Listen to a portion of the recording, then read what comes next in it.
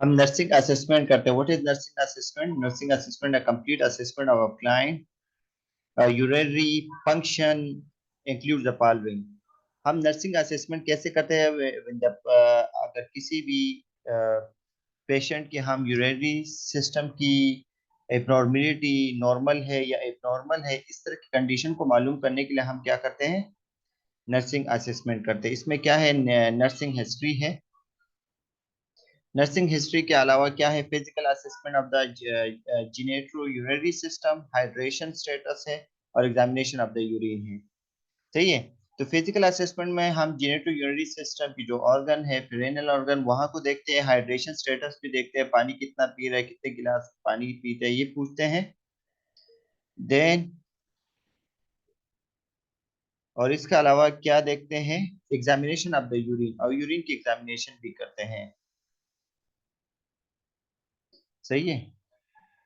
Examination of the urine करते हैं। इसके अलावा relating the data obtain to the result of any diagnosis and procedure. फिर जो हमने टेस्ट वगैरह किए, जैसे फॉर एग्जांपल यूरिन डीआर क्या हो, या यूरिन डीआर के अलावा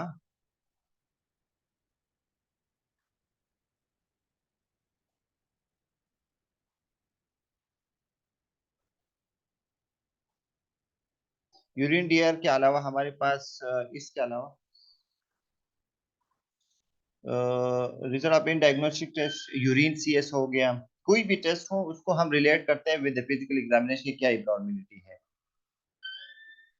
सब्जेक्टिव डेटा में क्या करते हैं? सब्जेक्टिव डेटा वो है कि पेशेंट क्या बता रहे हैं, what the patient tell us, patient क्या बता रहे हैं वो देखते हैं। इसके अलावा और क्या है? Normal voiding pattern and frequency, patient जो बताता है कि नॉर्मल वाइड कितनी मरतबा वो पेशाब करता है। पैटर्न ऑफ फ्रीक्वेंसी का मतलब है कितनी मरतबा, कितनी मरतबा वो पेशाब करता है। हाउ मेनी टाइम्स, 6 टाइम्स करता है, 4 टाइम्स करता है, वो देखते हैं। अपीयरेंस ऑफ द यूरिन,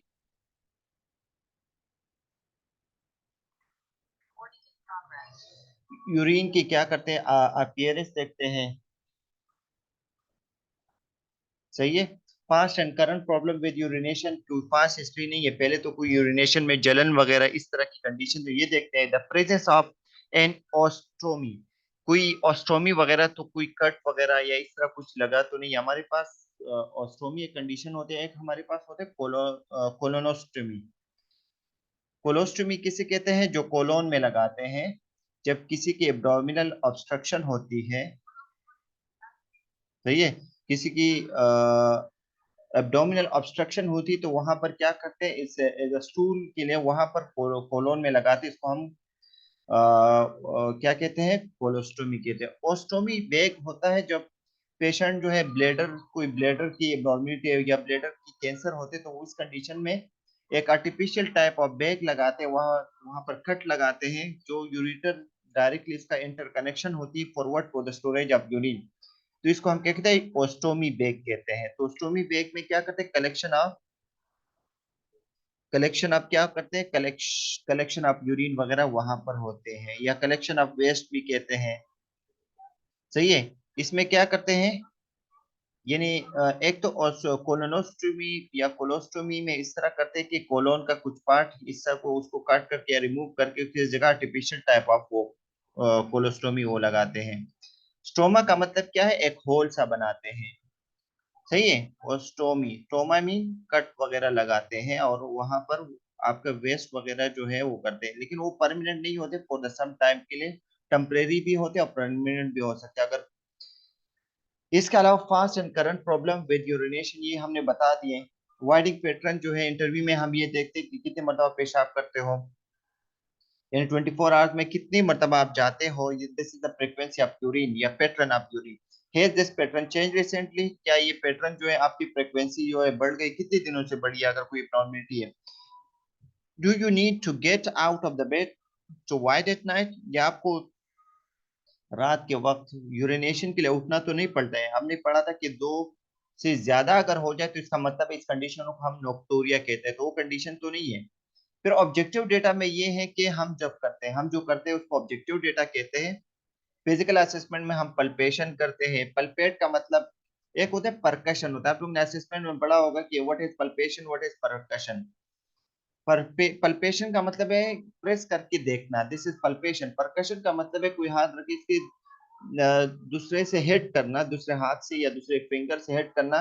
तो ये जस्ट लाइक अ साउंड के जरिए हम वो मालूम करते हैं कि परकशन और पल्पेशन भी करते हैं। एक हमारे पास इंस्पेक्शन होता है, फिर हमारे पास एक होता है कंडीशन पल्पेशन, एक परकशन होता है, सही है। और एक होते हैं अस्कल्टेशन, हम हर जगह अस्कल्टेशन नहीं करते, अस्कल्टेशन जो हम स्टेथोस्कोप के जरिए करते हैं। तो पल्पेशन एंड परकशन ब्लेडर करते हैं, percussion of the kidney to detect tenderness. Percussion हम इसलिए करते हैं कि कोई टेंडरनेस तो नहीं है, कोई मेन बाय परकशन की वजह से कोई दर्द तो नहीं हो रहा है। इंस्पेक्शन ऑफ यूरिथ्रल मेटर्स, हम इंस्पेक्ट करते हैं यूरिथ्रल मेटर्स, जैसे यूरिन लिखते हैं उसको इंस्पेक्ट करते हैं, देखा जाता है मेल और फीमेल की कोई स्वेलिंग वगैरह, कोई डिस्चार्ज या इंफ्लेमेशन तो नहीं है वहां पे यूरिथ्रल मेटर्स मेटर्स पे, सही है। इसके अलावा measuring of the urinary output, हम इसको मेजर क्यों करते हैं? Normally the kidney produce urine at the rate of approximately 60 ml per hour.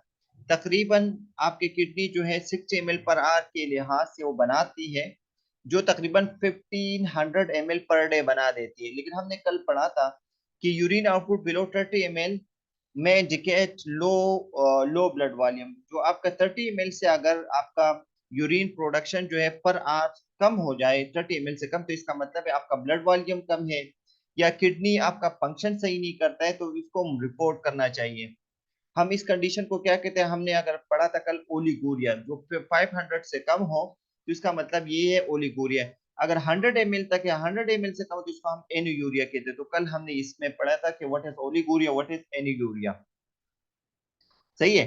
तो ओलिगोरिया में यूरिन आउटपुट कम है, एनुयूरिया में 100 ml तक या 50 ml या एब्सेंट भी हो सकते हैं। तो ज्यादातर डायलिटिक पेशेंट जो होते हैं वो एनुयूरिया होते हैं या ओलिगोरिक होते हैं। तो ये बोल रहे हैं कि हमारे पास 30 ml पर आर के लिहाज से आज यानी 60 ml पर आर के लिहाज से ये होना चाहिए, और 30 ml से कम नहीं होना चाहिए, कम से कम 30 ml पर आर के लिहाज से होना चाहिए आपका यूरिन आउटपुट। नर्सिंग डायग्नोसिस का according to the North NINDA stand for North American Nursing Diagnosis Association. International includes two general diagnostic level for urine elimination. Two general diagnostic measurement किए forward for the urinary elimination के लिए, वो क्या है? impaired urinary elimination, सही है। impaired urinary elimination किसे कहते हैं? dysfunction in urine elimination को हम क्या कहते हैं? impaired कहते हैं। impaired का मतलब खराबी। readiness for enhanced urinary elimination का मतलब a pattern of urinary function for meeting urinary eliminatory needs which can be strengthened। ये बोले कि वो पैटर्न जो यूरिनरी फंक्शन के लिए लाजमी होने चाहिए, एलिमिनेशन के लिए जो जरूरियात है उसको स्ट्रेंथन होना चाहिए। The more specific NINDA International Nursing Diagnosis related to urinary elimination include the following. जो more specific according to NINDA diagnostic procedure के लिए for the urinary elimination को मंदरज झेल है functional urinary incontinence। अगर आपको urinary incontinence हो जाए, यूरिनरी इनकंटिनेंस किसे कहते हैं? आपका यूरिन आउटपुट क्या हो जाए? ना होने के बराबर हो जाए, तो इसको हम क्या कहते हैं? यूरिनरी इनकंटिनेंस कहते हैं। ओवरफ्लो यूरिनरी इनकंटिनेंस का मतलब हद से ज्यादा बढ़ जाना, इसको हमने कल पढ़ा था। स्ट्रेस यूरिनरी इनकंटिनेंस है, स्ट्रेस से रिलेटेड हो, कोई प्रेशर वगैरह आ जाए, कोई कफ वगैरह की वजह से आप कफ करते हो, इसकी वजह से आपको कोई खतरा निकल जाए, आप इसको होल्ड नहीं कर सकते हो। एक होता है अर्ज यूरिनरी इनकंटिनेंस, मीन आपको फील हो रहा हो और फीलिंग के बाद ही खतरा निकलना शुरू हो जाए, इसको कंट्रोल नहीं कर सकते हो, इसको अर्ज यूरिनरी इनकंटिनेंस कहते हैं। तो आज कल हमने ये पढ़ा था इसलिए हम रिपीट नहीं करते हैं। रिस्क और अर्ज यूरिनरी इनकंटिनेंस, यूरिनरी रिटेंशन, आपको पता है कि पेशाब का ना आना, महसूस हो रहा है लेकिन पास नहीं होने, इसको यूरिनरी रिटेंशन का। रिस्क और इन्फेक्शन भी हो सकते हैं इसकी वजह से। Risk for empire skin integrity भी इम्पेयर हो सकती है इसकी वजह से, अगर यूरिनरी प्रॉब्लम हो, क्योंकि वो एसिडिक वो होती है ना, तो इसकी वजह से इन्फेक्शन की चांसेस ज्यादा होती है। Risk for deficient fluid volume, आपकी फ्लूइड वॉल्यूम की अगर कमी हो तो इसकी वजह से भी आपकी यूरिनरी इनकंटिनेंस या यूरिनरी रिटेंशन की तरफ जा सकता है, और एक्सेस फ्लूइड वॉल्यूम जो आपको पोलियूरिया करा सकता है। What is the implementation? What you have to implement? Maintain normal urinary elimination को maintain करना है। Promoting adequate fluid intake, हम क्या करेंगे? Promote करेंगे अच्छा खासा पानी पीना। फ्लूइड इनटेक को बढ़ाएंगे। मेंटेन नॉर्मल वाइडिंग हैबिट्स को मेंटेन करना है। नॉर्मल वाइडिंग हैबिट्स को इसका मतलब ये है कि 4 to 6 टाइम होना चाहिए इन 24 hours. Assisting with toileting, toileting के लिए असिस्ट भी करना है, मीन इसके हेल्प आउट करना है पेशेंट का। प्रोमोटिंग फ्लूइड इनटेक को प्रमोट करना है। Increase fluid intake, increase urine production.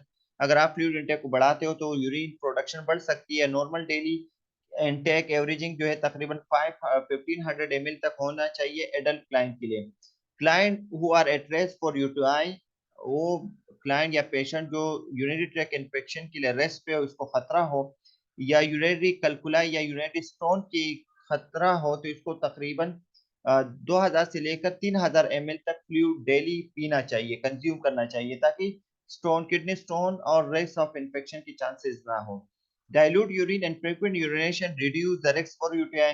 अगर आप ज्यादा पानी पियोगे तो एसिडिटी नहीं होगी, एसिडिक टाइप ऑफ यूरिनेशन नहीं, जब एसिडिक टाइप ऑफ यूरिनेशन नहीं होगी तो आपकी चांसेस ऑफ यूटीआई की नहीं होगी, और इसी के साथ साथ स्टोन फॉर्मेशन भी नहीं होगी।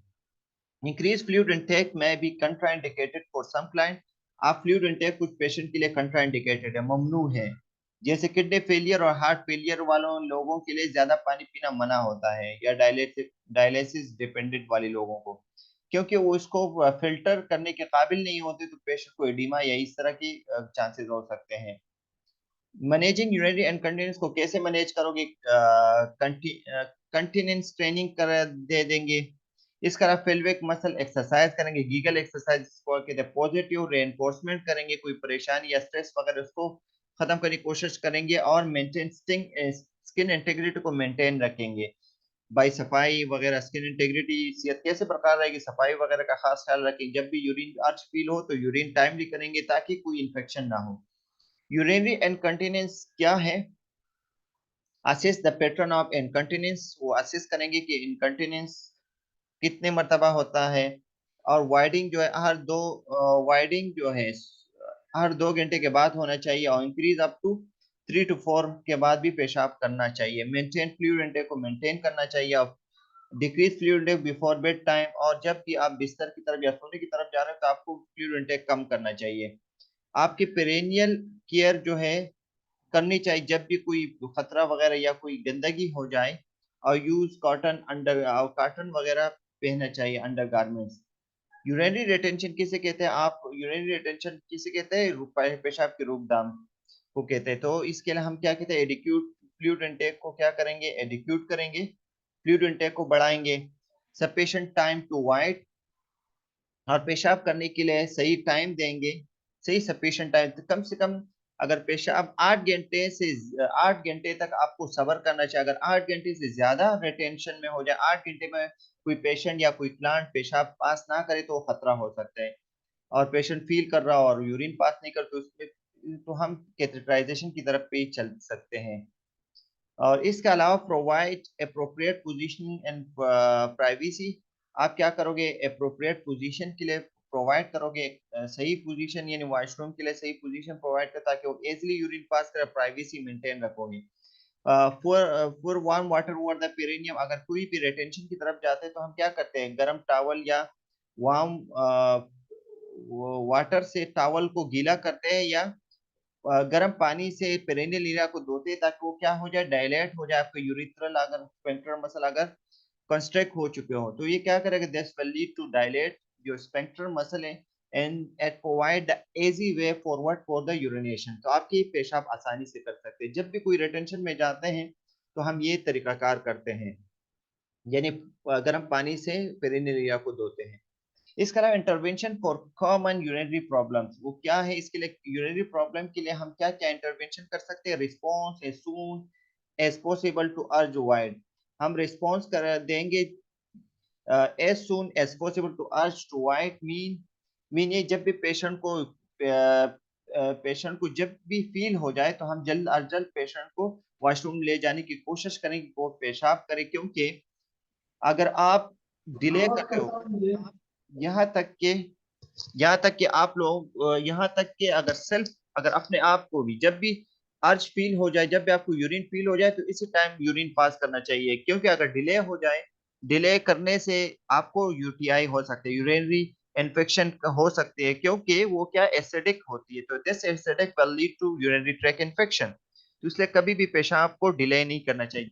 तो ये पेशेंट के लिए भी यही पॉलिसी है, ड्रिंक 8 to 10 गिलास of water a day.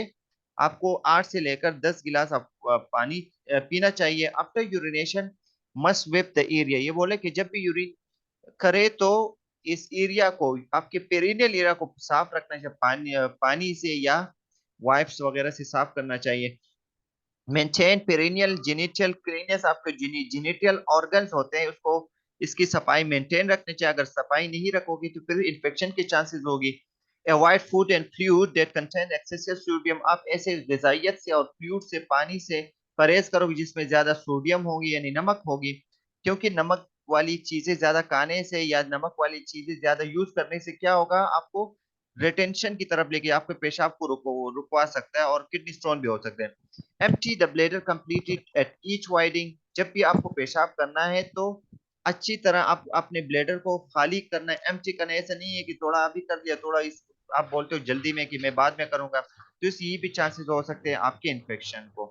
Please ये माइक बंद कीजिए जो भी हो। कुदरतुल्लाह साहब अपने माइक को बंद कीजिए, शुक्र है। इसके अलावा क्या है, ऑब्टेन मेडिकल असिस्टेंस। आप क्या करोगे, मेडिकल असिस्टेंस को ऑब्टेन करोगे। ए बर्निंग एकम्पनाइज वाइडिंग, ये बोले कि जब भी आपको, वाइडिंग का मतलब क्या है, वाइडिंग मीन पेशाब करना। अगर आपको पेशाब करते हुए आपको बर्निंग हो रही हो, जलन हो रही हो, तो आपको क्या करना है, मेडिकल असिस्टेंस का मतलब है डॉक्टर के पास जाना चाहिए। If the urine change colour, clarity, order और अमाउंट, अगर आपकी यूरिन के कलर, इसके क्लैरिटी, इसके ऑर्डर, स्मेलिंग वगैरह या इसके अमाउंट वगैरह में जब भी कोई इस तरह की आपको प्रॉब्लमेटिक रहे, तो आपको इसी कंडीशन में भी आपको क्या करना चाहिए, आपको आपको मेडिकल असिस्टेंस की नीड है, डॉक्टर के पास जाना चाहिए। इसके अलावा हमारे पास क्या है, kegel exercise for pelvic floor exercise के लिए, ये जो डायग्राम में बताएं, इस तरह की एक्सरसाइज करोगे जिसकी वजह से आपकी जो यूरिथ्रल और एब्डोमिनल मसल क्या हो जाए, स्ट्रेंथ हो सकते हैं। सही है। तो ये आपको बताया गया है कि क्या है, गीगल एक्सरसाइज में क्या है, कॉन्ट्रैक्ट योर पेल्विक, आप अपनी पेल्विक को कॉन्ट्रैक्ट करते हो, फ्लोर मसल्स को, फॉर फॉर 3 सेकेंड, 3 सेकंड के लिए, फिर रिलैक्स करते हो the muscle for 3 seconds. Do this, यानी 10 से लेकर 15 मरतबा आपको दिन में कई मरतबा करना चाहिए, जिसकी वजह से फिर क्या होगा, this exercise can be done during variety of daily activities. ये एक्सरसाइज आपको डेली करना चाहिए, जैसे sitting in a meeting while stop. तो इसके वजह से फिर क्या होगा, आपकी जो मसल है, मसल स्ट्रेंथ हो सकती है, तो you will be able to urinary type of urinary incontinence वाली अलामात से आप बच सकते हो। सही है। फिर हमारे पास एक टेस्ट है, आप ये ज्यादातर हम किसे कहते हैं, डायबिटीज वाले पेशेंट में यूरिन डेप्थ चेक वाले टेस्ट करते हैं। पेशेंट का अगर 500 से अगर वैल्यू जो है रेफ्लो ज्यादा हो जाए, तो हम ये करते हैं कि पेशेंट को कीटो एसिडोसिस की तरफ नहीं जा रहे हैं, यानी कीटोन्स बॉडीज तो नहीं बने, क्योंकि these are the toxic condition होती है, टॉक्सिसिटी करा देती है। और ये टॉक्सिसिटी जो है आपकी, आपके जो जीसीएस को इसको भी अल्टर कर, you which is dangerous for you. तो हम यूरिन डेप्थ चेक जो है अब हम आरएन कर लेते हैं।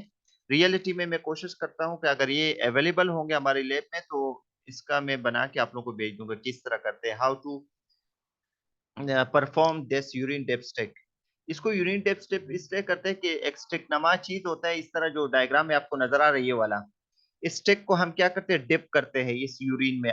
जिस क्लाइंट की यूरिन में हम इसको डिप करते हैं और फिर इसके कलरेशन को देखते हैं, और इस ये डब्बा जो दिया हुआ है इसमें लिखा होता है कि कीटोन है, कैल्शियम है, कितना है, कितना इसके वैल्यू की, इसके साथ हम मैचिंग करते हैं और इसके वैल्यू देते हैं। Urine dipstick test is the quickest way to test the urine, यानी क्विकेस्ट वे है आप यूरिन को टेस्ट करते हैं, यानी 2 मिनट में, विद इन द 2 मिनट्स आप इसके टेस्ट को यूज कर सकते हो, बना परफॉर्म कर सकते हो। It involves dipping a specially treated paper strip into a sample of your urine. इसमें क्या करते हैं, हम डिपिंग करते हैं ट्रीटेड पेपर को, ये वाला पेपर है, ये वाला स्टिक को हम क्या करते हैं, डिप कर लेते हैं यूरिन के सैंपल में। The result are usually available within, यानी 60 से लेकर 120 सेकंड में आपको रिजल्ट आ जाता है। देखो सबसे पहले क्या है, मेजर एंड मेजरमेंट कैसे करते हैं, procedure for the test as shown below.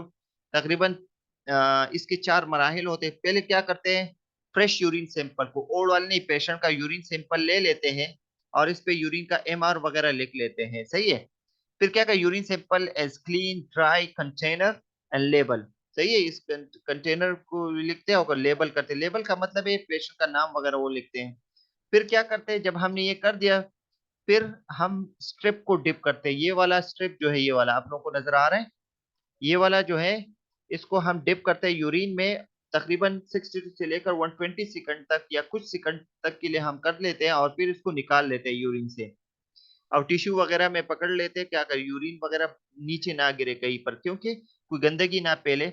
Left the strip to stay 1 to 2 minutes, और स्ट्रिप को 1 से 2 मिनट तक का वेट कर लेते हैं रूम टेम्परेचर में। रूम टेम्परेचर का मतलब है उसी टेम्परेचर, नॉर्मल टेम्परेचर में।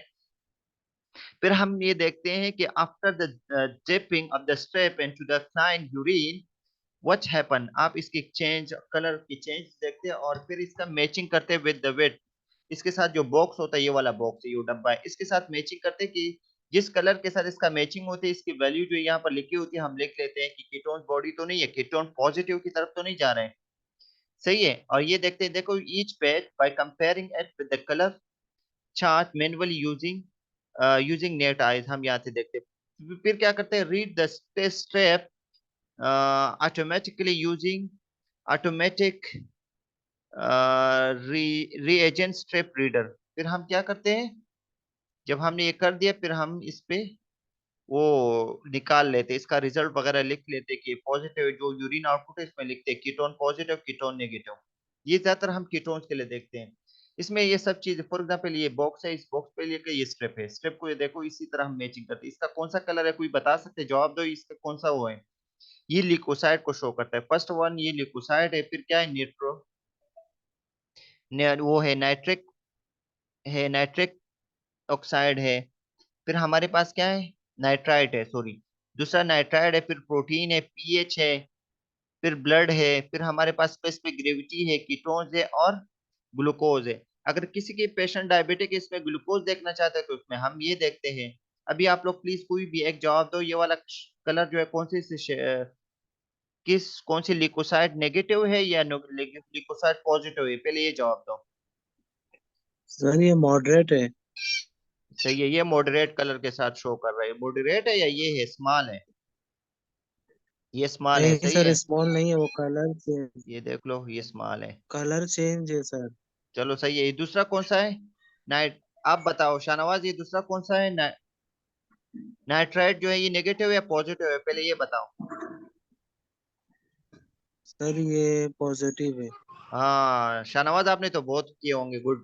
लास्ट ये पॉजिटिव है, ये कौन सा वाला पॉजिटिव है तो ये बताओ, सर, ये कौन सा पॉजिटिव है, सर ये वाला लास्ट वाला है सर। कौन सा लास्ट वाला है, ये है ना सर, बस इसको वो कर डे लो बस। डे डिग्री ऑफ सही है। तीसरा वाला प्रोटीन, पिंक, पिंक सही, कलर जो है। सही है। प्रोटीन कितना है बताओ, प्रोटीन, प्रोटीन कितना है, 30 सर ये है। 30 आ रहा है ना, हाँ सही है, गुड, 100 30 30 है। आ रहा पीएच कितना है, यूरिन का पीएच कितना है, यूरिन का पीएच कितना है, है। Seven, 7, 7.5 sir. Good, seven seven point point five zero है सर। 7.0 या 7.5 है। सर 7.5। 7.0, 7.5 बहुत डार्क आ रहा है। सही है, 7.0 है, सही है। और इसके अलावा ब्लड कितना है, ब्लड ब्लड है या नहीं यूरिन में, इससे क्या पता चल रहा है। सर ये तो सर ये स्मॉल ही इसमें जवाब ये है। है ना, एमएलएस हेमोलाइज ट्रेस। स्ट्रेस, गुड, ये हेमोलाइज जी स्ट्रेस है। बिल्कुल ये फिर वाला। इसके अलावा स्पेसिफिक ग्रेविटी कितना है इसका, यूरिन का स्पेसिफिक ग्रेविटी अगर हम करते हैं तो क्या करते हैं, 1 पॉइंट, 1.010 है यस, सर। सही है। मैं भी इसके साथ एग्री हूँ, आपके साथ सही बोल रहे हो। और इसके अलावा कीटोन्स कितने हैं, कीटोन पॉजिटिव है या नेगेटिव है, पहले ये बताओ। सर नेगेटिव, नेगेटिव है। नेगेटिव है या पॉजिटिव है, अच्छी तरह बताओ, मुझे तो नेगेटिव है ट्रेस सर। लग रहे हैं कलर में, नहीं। और ये जी सर बिल्कुल। ट्रेस है, ट्रेस है, ट्रेस। और इसके अलावा ग्लूकोज कितना है, ग्लूकोज है या नहीं, पेशेंट को डायबिटिक है या नहीं, यहाँ से क्या पता ग्लूकोज, सर 100 आ रहे हैं। 100 आ रहा है सर। 100 है या ये है? नहीं सर, ये तो ऊपर है ना, कीटोन का है ना सर, ये नीचे वाला नहीं, होगा ग्लूकोज का बता रहा हूँ, मतलब ग्लूकोज उसका। कितना है? 250 है या 100 है? 100 100? सर 100 है। मुझे तो 250 लग रहा है, अच्छी तरह देख लो। सही है। चलो देखते हैं ये इसके रियल में, अगर शाहनवाज अगर आप इसका वो 100 है बना सकते हो, अगर आपके पास कॉलेज है तो you should make a video and send it to me. सही है, कैसे करते हैं आप इसको परफॉर्म कर लोगे? सर। वो बहुत डार्क कलर सर, ये पिक्चर में अलग है, रियल में अलग होता है। सही है, लेकिन आपको रियल में वीडियो में बना के भेज सकते हो, कैन यू? करना है आपको परफॉर्म, सही है। सर मैं भेज दूंगा सर। चलो सही है, सर थैंक यू। मैं बस इसके बाद हम नेक्स्ट स्लाइड में चलते हैं। ये आपकी फीकल एलिमिनेशन। फीकल एलिमिनेशन क्या है? अब the waste product of digestion from the body is essential to health. हमने यूरिनरी एलिमिनेशन पढ़ा जो आपकी वाटर फॉर्म में था। अभी ये फीकल एलिमिनेशन है जो सॉलिड फॉर्म में होता है। ये आपके वेस्ट प्रोडक्ट ऑफ डाइजेशन होते हैं। वो दूसरा यूरिनरी एलिमिनेशन जो वेस्ट प्रोडक्ट ऑफ क्या था, यूरिनेशन था, waste product of the kidney था। सही है, जो किडनी से वो डेट वो हो रहा था। तो elimination of the waste product of the digestion from the body is essential to health है। The excreted waste product are referred to a faeces or stool. इसको हम एक्सक्रीटेड प्रोडक्ट को हम क्या कहते हैं, फीसिस कहते हैं या स्टूल कहते हैं। डिफिकेशन किसे कहते हैं? Defecation is the expulsion of feces from the anus and rectum. किसे कहते हैं डिफिकेशन? कोई बता सकता है डिफिकेशन किसे कहते हैं प्लीज? यहाँ पर लिखा भी है। इखराज सर। इखराज को कहते हैं, सही है। सीधा ऐसा रेक्टम से सर आउट। इखराज जी जी, बस हो गया ना। इखराज करने को कहते हैं ना, जैसे हम इस पखाना करते हैं, हाँ रेक्टम हाँ, से वो डिफेक्शन में आता सही है। है। It is also called bowel movement. इसको हम बाउल मोमेंट भी कहते हैं। हम बाउल मोमेंट को कैसे मालूम करते हैं? बता सकते हो हाउ टू?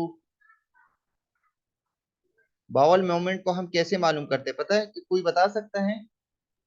सर उसमें गैसेस पास हो रही होती है ना। हम्म। तो डिफिकेशन बाउल मोमेंट में हम इस तरह बाई स्टेथोस्कोप जो है लेफ्ट लोअर हाइपोकोंड्रिक रीजन पे हम स्थित रख के इसके बाउल मोमेंट तकरीबन 3 से ज्यादा होने चाहिए। 3 to 25 या 35 तक इसके आपके मूवमेंट होते हैं। बाउल साउंड भी कहते हैं इसको ना। अगर इससे कम हो जाए तो इसका मतलब है the patient is constipated. Bowel movement किस में बढ़ जाते हैं? डायरिया में बढ़ जाते हैं। फीकल एलिमिनेशन प्रॉब्लम क्या? 4 कॉमन प्रॉब्लम है जो क्या है, कंस्टिपेशन हो सकती है, डायरिया हो सकती है, बॉल इनकंटिन्यूअस का मतलब ये है कि आप थोड़ा थोड़ा निकलता है, आप इसमें कंट्रोल नहीं करता हो। प्यूटिलेंस आप जानते हो, गैसेस को कहते हैं। कंस्टिपेशन में भी define as a fewer than 3 bowel movements per week. ये बोले कंस्टिपेशन को हम क्या कहते हैं, जब 3 बाउल मोमेंट से कम हो जाए। पर वीक नहीं है, तकरीबन पर मिनट है वो। सही है, अगर ये कम हो जाए तो इसको हम क्या कहते हैं, हम इसको कंस्टिपेशन ये बोल रहे हैं कि बावल साउंड हो, सॉरी, बावल साउंड को हम स्टेथोस्कोप से देखते हैं। अगर 3 से कम हो जाए पर मिनट, 3 to 35 तक नॉर्मल होते हैं। लेकिन एक होता है बावल मोमेंट का मतलब ये है कि पहाना। ये बोले कि अगर पहाना जो है 3, अगर इन अ वीक जो है पर वीक 3 से कम हो जाए तो इस कंडीशन को हम क्या कहते हैं, कंस्टिपेशन कहते हैं। या डेली में नहीं करना, या 2-3 दिन के बाद जाता हो कोई बंदा पाखाना करता हो, तो इस कंडीशन को हम कंस्टिपेशन कहते हैं। This enforce the passage of dry hard stool or the passage of no stool. ये बोल रहा है कि इसकी वजह से ड्राइनेस या हार्ड स्टूल हो सकता है या नो स्टूल भी हो सकता है। It occurs when the moment of pieces through the large intestine flow. ये कब होता है? जब आपकी एब्डोमिनल मोटिलिटी जो है वो क्या हो जाए, कम हो जाए, स्लो हो जाए। हम जो है लो फाइबर डाइट खा लेते हैं या ज्यादा प्रोटीन और गोश्त वगैरह जो ज्यादा खाते हैं, तो this is the leading cause for what, constipation. या जो लोग एक्सरसाइज वगैरह कम करते हैं, पानी वगैरह कम पीते हैं, तो this is also leading cause for constipation. दस 11 time for additional reabsorption of fluid from the large intestine. जब आपके लार्ज इंटेस्टाइन से आपकी फीकल मोमेंट जो है वो क्या हो जाए, स्लो हो जाए, तो वहां पर रीअब्जॉर्प्शन ऑफ वाटर ज्यादा से ज्यादा होगा, तो the stool will be what, dryness और हार्ड शो अप करेगी। सही है।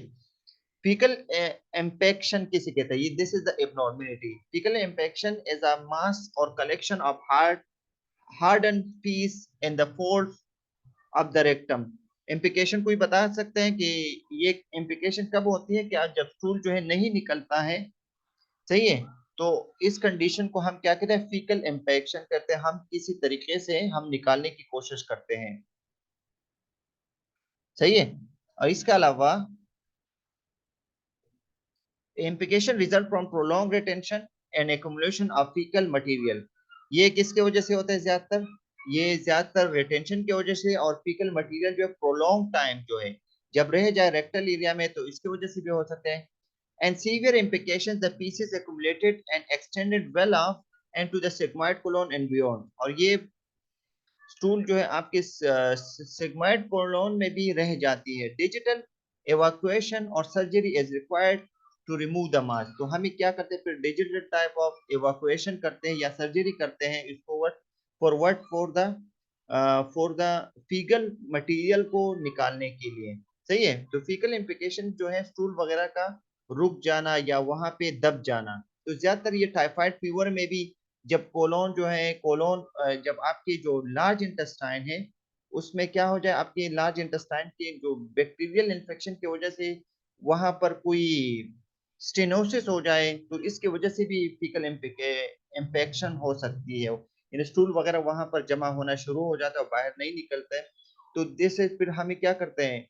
एक सर्जिकल प्रोसीजर में हमें कोलोनोस्कोपी या इलियोस्टोमी वगैरह हमें करना पड़ता है। शाहनवाज आपको पता है भी हो, आपने देखी भी होंगे कि कोलोस्टोमी वगैरह हम क्यों करते हैं? एब्डोमिनल ऑब्स्ट्रक्शन की वजह से भी होती है, स्टूल वगैरह नहीं जी पास सर। करते हैं इजीली। तो ये इस कंडीशन को फीकल इम्प्लिकेशन भी एक कंडीशन है कि फीकल मटेरियल जो है वो नहीं निकलता है और अंदर जमा होना शुरू हो जाता है। तो जब प्रोलॉन्ग टाइम हो जाता है तो पेशेंट को सीवियर एब्डोमिनल पेन होता है। जब हम अल्ट्रासाउंड बाय अल्ट्रासाउंड जो है हम इसको फाइंड आउट करते हैं कि व्हाट द पेशेंट और the person is having problem. Nursing intervention for constipation के लिए हम क्या क्या सबसे ज्यादा नर्सिंग इंटरवेंशन में हम क्या करते हैं? फ्लूइड इनटेक को बढ़ाते हैं, फ्लूइड इनटेक बढ़ाते हैं। इसके अलावा instruct the client to drink hot liquid वगैरह, इसको ड्रिंक करने के लिए बताते हैं। Warm water with squirt of fresh lemon के साथ हम गर्म पानी का बताते हैं, और फ्रूट जूसेस और स्पेशली प्रॉन जूसेस वगैरह करते हैं। इसके अलावा हम स्पगोल वगैरह ज्यादातर हाई फाइबर डाइट में हमारे पास फाइबर में स्पगोल है। Dairy food such as raw fruits वगैरह, ब्रेन प्रोडक्ट्स और वूल ग्रेन सीरियल्स और ब्रेड वगैरह करते हैं। तो हाई फाइबर डाइट में जैसे गंदम की रोटी और मेज वगैरह ये भी खिला सकते हैं, और ज्यादा से ज्यादा पानी वगैरह प्रोवाइड करते हैं, और गोश्त वगैरह इन चीजों से क्या करते हैं? परहेज देते हैं। तो इसका कंस्टिपेशन का मेन इलाज क्या है? High fibre diet. High fibre diet में हम स्पगोल वगैरह ज्यादातर यूज करते हैं, सही है। और चक्की वाला आटा भी यूज कर सकते हैं। तो चक्की वाला आटा में क्या होते हैं? हाई फाइबर होते हैं। जिस तरह आप जैसे कुकम्बर कहते हैं, तो कुकम्बर में क्या होता है? हाई फाइबर ही होते हैं। तो हाई फाइबर विद लीड आपको प्रिवेंट करते हैं कंस्टिपेशन से। इसके अलावा रिलैक्सेशन है, प्राइवेसी, पोस्चर, एक्सरसाइज, ये सब चीजें हम नर्सिंग इंटरवेंशन में करते हैं। पेशेंट को प्राइवेसी वगैरह मेंटेन, रिलैक्सेशन, पोस्चर वगैरह, एक्सरसाइज वगैरह। डायरिया क्या है? तो इसके लिए डायरिया इन इसके लिए हम नेक्स्ट क्लास अरेंज करते हैं, सही है।